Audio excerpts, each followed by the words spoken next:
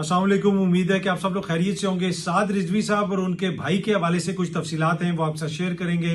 Islamabad police के अफसर ने जो मुबैना तौर पे खुदकुशी की, उस हवाले से कुछ मजीद चीजें डिस्कस हो रही हैं सोशल मीडिया पे। क्या तफसीलात हैं वो भी आपको बताएंगे। ये जो एंटी स्मोक गन पंजाब की हुकूमत इस्तेमाल कर रही है, लाहौर के अंदर बड़े बड़े ट्रक्स के ऊपर एक वाटर गन लगी हुई है, उसका कितना फायदा है, साइंस उस हवाले से क्या कहती है, उस हवाले से भी कुछ तफसीलात हैं, कुछ मजीद खबरें भी हैं। कोशिश होगी कि आज के इस व्लॉग के अंदर वो भी आपके साथ शेयर की जाए। सबसे पहली खबर, आपको पता है कि इंपीरियल कॉलेज लंदन लाहौर आ रहा है, नवाज शरीफ सिटी में उसने कोई अस्पताल बनाना है। इस किस्म की खबरें आती रहीं, लेकिन बाद में पता चला कि इंपीरियल कॉलेज का तो उससे ताल्लुक ही नहीं है। और फिर एक ट्वीट भी डिलीट की गई पंजाब की एक वजीर की जानिब से। लेकिन अब दोबारा ये कहा जा रहा है कि जी वो इंपीरियल कॉलेज की बात नहीं हो रही थी, वो तो वहां का जो अस्पताल है उसका जो कोई वहां पे जो लोग करते हैं, अस्पताल को चलाते हैं, जो कंपनी अस्पताल को चलाती है नोवा केयर, वो लोग यहां पे आ रहे हैं और वो अस्पताल बना रहे हैं। अब ये जो नोवा केयर है, ये इंपीरियल कॉलेज की या इंपीरियल कॉलेज का जो एनएचएस ट्रस्ट के साथ उनकी जो वाबस्तगी है, उससे नोवा केयर का कोई ताल्लुक नहीं है। नोवा केयर तो एक प्राइवेट कंपनी है। जो इंपीरियल ट्रस्ट वाले हैं, एनएचएस वाले, वो उनको ट्रेन भी करते हैं, उनके लोगों को ट्रेन करते हैं। और बड़ी खबर जो मैं आपसे शेयर करने जा रहा हूं, इस हवाले से रवां बरस ही एक मुआहदा हुआ था कि इस्लामाबाद में नोवा केयर वाले एक अस्पताल बनाएंगे और उस अस्पताल के अमले को इंपीरियल कॉलेज जो एनएचएस ट्रस्ट है उसका जो वहां पे स्टाफ है वो ट्रेन करेगा। और बुनियादी तौर पे वहां से उनकी मीटिंग्स भी होंगी, अस्पताल को कैसे बनाया जाएगा, अस्पताल में क्या प्रोटोकॉल्स होंगे, वो सारी चीजें इंपीरियल कॉलेज से ली जाएंगी और उसकी जो फीस वगैरह होगी वो भी इंपीरियल कॉलेज को दी जाएगी। तो इंपीरियल कॉलेज यहां पे कुछ इन्वेस्ट नहीं कर रहा, बल्कि वापस यहां से पैसा उधर जाएगा जो नोवा केयर कंपनी उनको देगी। ये सामने आप खबर देख सकते हैं, इसकी तफसील आपको नजर आ रही होगी। ये 24 जून 2025 की खबर है।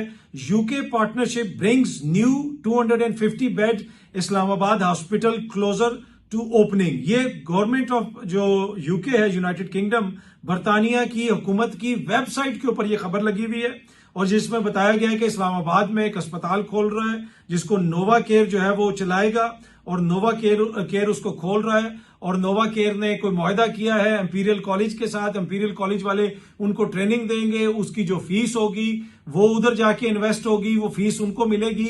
और वहां पे अगर कोई ऐसे पेशेंट्स होंगे कि जिनको यहां पे इलाज नहीं जिनका हो सकता, उनको लंदन भिजवाया जाएगा, उससे दोबारा जो है पैसा एनएचएस को मिलेगा। ये बाकायदा हुकूमत बरतानिया ने अपनी वेबसाइट पे लिखा हुआ है। मैं थोड़ा सा आपको पढ़ के सुना देता हूं ताकि आपको पता चले कि असल कहानी इस अस्पताल की क्या है। ये मैं अस्पताल की बात कर रहा हूं जो इस्लामाबाद वाला है। अब नवाज शरीफ सिटी वाला जो अस्पताल है, अगर उसको भी यही नोवा केयर वाले खोल रहे हैं तो वो नोवा केयर तो हिस्सा नहीं है इंपीरियल कॉलेज का, ना ही वो एनएचएस का हिस्सा है, बल्कि वो तो एक प्राइवेट कंपनी है। वो तो एनएचएस से सर्विसेज लेते हैं, इंपीरियल कॉलेज से ट्रेनिंग करवाते हैं और उनको पैसे देते हैं। मैं जरा आपको तफसील पढ़ के सुनाता हूं।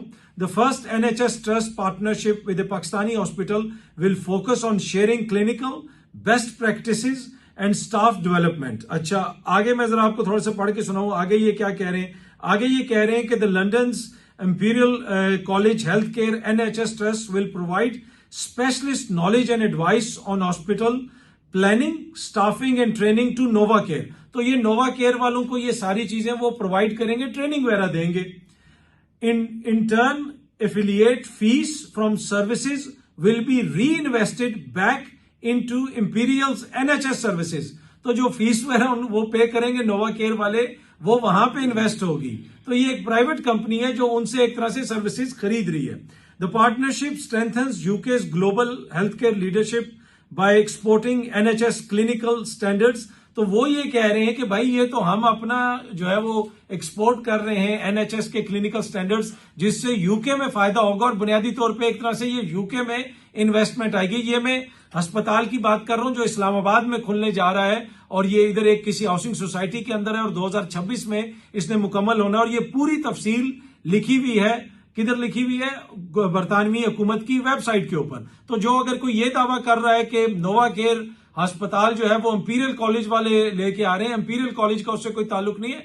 इंपीरियल कॉलेज वालों के साथ उनका मुआहदा होता है कि वो उनको ट्रेनिंग दें और ये आगे से उनको फिर फीस देते हैं। इसके अंदर ये भी लिखा है, अगर मैं थोड़ा सा आपको पढ़ के सुनाऊं, कॉम्प्लेक्स केसेस में also be referred to Imperial's private facilities in London, enhancing revenue for UK health institutions. वो ये कह रहे हैं कि यूके के जो हेल्थ के इंस्टीट्यूशन है, हेल्थ केयर के इंस्टीट्यूशंस हैं, जब यहां से पेशेंट वहां पे जाएंगे तो ये बुनियादी तौर पे उधर जो है इन्वेस्टमेंट होगी। तो ये नोवा केयर इस खबर के मुताबिक जो यूके की हुकूमत ने अपनी वेबसाइट पे शेयर की हुई है, जो इस्लामाबाद में एक अस्पताल खुल रहा है, उसके मुताबिक जनाब ये एक प्राइवेट कंपनी है जिसका इंपीरियल कॉलेज से, एनएचएस से कोई ताल्लुक नहीं है। गुज़िश्ता रोज आईजी पंजाब ने और कुछ दीगर अफसरान ने, जिसमें गालबन सीसीडी के जो सरबराह हैं वो भी थे, उन्होंने एक प्रेस कॉन्फ्रेंस की। वहां पे साद रिजवी साहब और अंस रिजवी साहब के हवाले से बात भी हुई और वहां पे बताया गया कि बुनियादी तौर पे उनके अपने साथी उनको छुड़वा के ले गए थे और उसकी कोई फुटेज वगैरह भी मौजूद है। अभी तक किसी को नहीं पता वो कहां पे हैं, इतने दिन गुजर गए हैं। दूसरी जानिब एक नोटिफिकेशन के जरिए वजारत दाखिला ने गालबन पाबंदी भी लगा दी है टीएलपी के ऊपर, लेकिन जो सियासी जमात पे पाबंदी लगाई जाती है उसका तरीका कार डिफरेंट है। वो सियासी जमात पे अभी तक उस तरह पाबंदी नहीं लगाई गई, क्योंकि जब आप सियासी जमात पे पाबंदी लगाते हैं तो उसके लिए फिर आपको सुप्रीम कोर्ट जाना पड़ता है, शवाहिद जमा करवाने पड़ते हैं। लेकिन यहाँ पे एक इंतजामी ऑर्डर के जरिए टीएलपी के ऊपर पाबंदी लगाई गई है।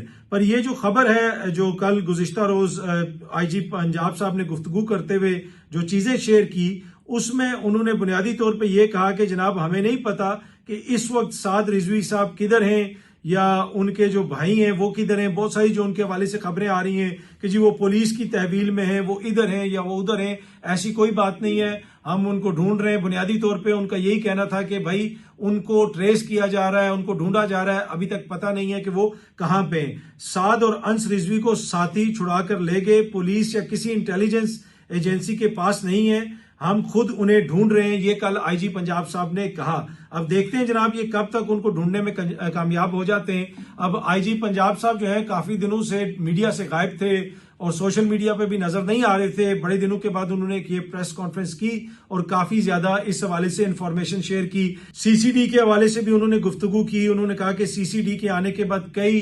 जगहों पे जो जराइम हैं वो बहुत ज्यादा कम हो गए हैं। सीसीडी ने शूटर माफिया के खिलाफ एक्शन लिया है, किसी बदमाश को रेड लाइन अबूर करने की इजाजत दी है ना देंगे। उसके साथ साथ उन्होंने ये भी कहा कि पंजाब में जराइम की शरह 70% कम हुई है। अब सीसीडी के ऊपर काफी ज्यादा तनकीद हो रही है। जिस तरीके से जो मुबैना पुलिस मुकाबले हुए हैं, अनप्रेसिडेंटेड पुलिस मुकाबले हुए हैं, human rights commission of Pakistan ने इस पे बात की है कि इस साल के अवाइल से लेके अब तक 500 पुलिस मुकाबले हो चुके हैं, 670 लोगों को मारा जा चुका है और बहुत बड़ा एक सवालिया निशान है इस सारी प्रैक्टिस के ऊपर। तो एक तरह से मेरे ख्याल में सीसीडी का भी दिफा किया गया है, उनके काम का भी दिफा किया गया और बताया गया है कि ये जराइम पेशा लोगों के खिलाफ एक्शन लेते हैं और जहां पे एक्शन लिया जाता है फिर वहां पे जराइम नहीं होते और 70% पंजाब में जुराइम कम हो गए हैं। ये बहुत बड़ा एक दावा है। अगर 70% जराइम कम हुए तो ये जनाब कल आईजी साहब ने जो प्रेस कॉन्फ्रेंस की ये उसका लुबे लुबाब है। दूसरी जानिब कल सोहेल आफरीदी साहब ने चारसदा में एक बड़ा कामयाब जलसा किया। ये साइड पे आप वीडियो देख सकते हैं। अनप्रेसिडेंटेड किस्म के मनाजर थे। इतने छोटे शॉर्ट नोटिस के ऊपर जलसे का इनकाद किया गया। बड़ी तादाद में लोगों ने उसमें शिरकत की। सोहेल आफरीदी साहब भी गए वहां पे और भी दीगर उनकी क़यादत मौजूद थी। तो सोहेल आफरीदी साहब ने एक तरह से सूबे के अंदर अपनी ग्रिप मजबूत करनी शुरू की हुई है और सोहेल आफरीदी का एक सिंपल सा फार्मूला है कि मैंने अवाम के करीब रहना है, मैंने इक्तदार से काफी दूर रहना है। जब भी इक्तदार को छोड़ना पड़े, कोई मसला ना हो, फौरन इक्तदार को छोड़ा जा सकता है। अभी तक सोहेल आफरीदी साहब उसी फार्मूले पे चल रहे हैं। ना वो वफाक से किसी वजीर से मिल रहे हैं, ना किसी मशीर से मिल रहे हैं, ना वफाक के कहने पे किसी और से मिल रहे हैं। कोई कम्युनिकेशन चैनल्स वो डेवलप नहीं कर रहे। वो ये कह रहे हैं कि जब तक मेरी इमरान खान से मुलाकात नहीं होगी मैं किसी और के साथ मुलाकात नहीं करूंगा। निजाम इसी तरह चलाएंगे जिस तरह इमरान खान साहब कहते हैं। अच्छा जी, स्मोक गन्स इस्तेमाल हो रही हैं पंजाब के अंदर। ये सामने आप देख सकते हैं, डॉन न्यूज इसको रिपोर्ट कर रहा है। ये खबर मैं थोड़ी सी आपको पढ़ के सुना देता हूं। Smoke theatre, will cannons and towers clear polluted air, ये उन्होंने क्वेश्चन किया है। आगे उन्होंने लिखा है कि as Lahore gears up for another smoke season, an imposing new fleet of green trucks is making rounds across the city, branded as anti-smoke guns. They spray fine mist into the air in hopes for settling pollution. वो ये बता रहे हैं कि जनाब ये truck जा रहे हैं आगे पीछे, पानी फेंक रहे हैं और उससे दावा ये किया जा रहा है कि जनाब पोल्यूशन कम होगी।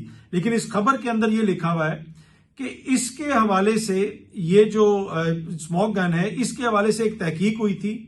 उसमें उन्होंने क्या बताया, उन्होंने ये बताया द साइंस सेज, एक स्टडी का भी उन्होंने जिक्र किया और बाकायदा उस स्टडी का लिंक भी है। बाकायदा ये रिसर्च बेस्ड स्टडी है जिसको डॉन रिपोर्ट कर रहा है, जो चाइना से ये स्टडी है कि from China tracked air along a road segment before and after mist cannon passed. उन्होंने बुनियादी तौर पे वहां पे पोल्यूशन को का जायजा लिया, उसको टेस्ट किया, यानी जब स्मोक गन ने काम करने शुरू नहीं किया था उससे पहले वहां का सैंपल लिया गया, उसके बाद उसका दोबारा सैंपल लिया गया, ये वो बता रहे हैं।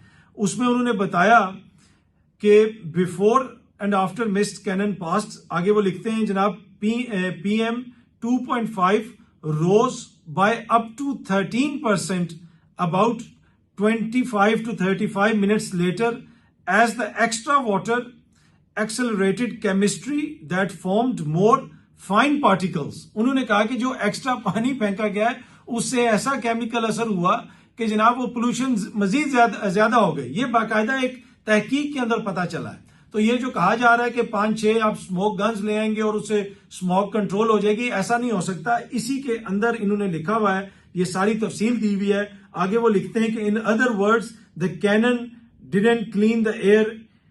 उसमें उन्होंने ये भी लिखा है कि उसकी वजह से मोर पोल्यूशन वहां पे हो गई। और फिर इसी स्टोरी के अंदर उन्होंने लिखा है, जो तहकीक है बुनियादी तौर पे उसको शेयर किया है, जिसमें बताया गया है कि आपको दीगर तरीके अपनाने पड़ेंगे, जो दीगर अदर तरीके हैं। जामे पॉलिसी बनानी पड़ेगी, 4 ट्रक शहर के अंदर घुमा के आप स्मोक को कंट्रोल नहीं कर सकते।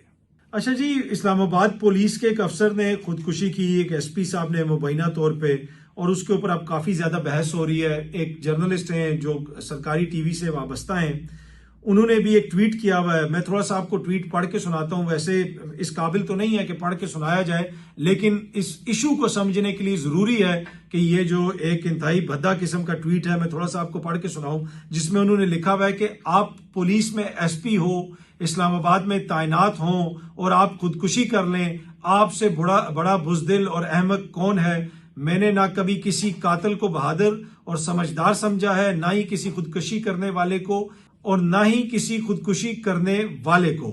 ये बुजदिल और अहमक लोग होते हैं जो ना अपने गुस्से पर काबू पा सकते हैं, ना अपने मसाइल का मुकाबला कर सकते हैं। और भी बहुत सारी इन्होंने आगे चीजें लिखी हुई हैं, लेकिन इससे आप अंदाजा लगा दें। इसके अलावा उन्होंने और भी बहुत सारी चीजें लिखी हुई हैं, लेकिन इससे आप अंदाजा लगा लें कि ये कितना जो है कम अकल किस्म का बयानिया है। आपको अंडरस्टैंडिंग ही नहीं है कि जब बंदे को डिप्रेशन होता है, जब बंदा इन सारी चीजों से डील कर रहा होता है, उसकी क्लिनिकल क्या पोजीशन होती है, आप क्या उसको बुजदिल कह रहे हैं खुदा न खास्ता। इससे आप अंदाजा लगा लें कि कितना बड़ा यहाँ पे इनेतात है पाकिस्तान के अंदर कि किसी को पता ही नहीं है कि इन मसाइल से आपने डील कैसे करना है। ये वो बंदा है जो कौमी TV के ऊपर बैठा हुआ है और ये इस किस्म की बातें कर रहा है। भाई ये जो उस अफसर ने अपने साथ मुबैना तौर पे ये किया, ये हम सब का फेलियर है, एज ए सोसाइटी फेलियर है, उसके इदारे का फेलियर है, क्योंकि उसने नहीं समझा कि मैं किसी को जाके ये बता सकूं कि मेरे जहन में ये ख्याल आ रहा है, मुझे डिप्रेशन आ रहा है। हमने इसको टैबू बनाया हुआ है और फिर ऐसे जो है वो अक्लमंद लोग हमने टीवियों पे बैठाए हुए हैं जो इस किस्म की बातें करते हैं। इसके ऊपर तो तहकीकात होनी चाहिए कि उस अफसर को मुनासिब ट्रीटमेंट क्यों नहीं दी गई, क्या मसला हुआ, कैसे उसको ट्रीट किया जा सकता था। और उस अफसर को खुदा ना खास्ता आप बुजदिल कह रहे हैं।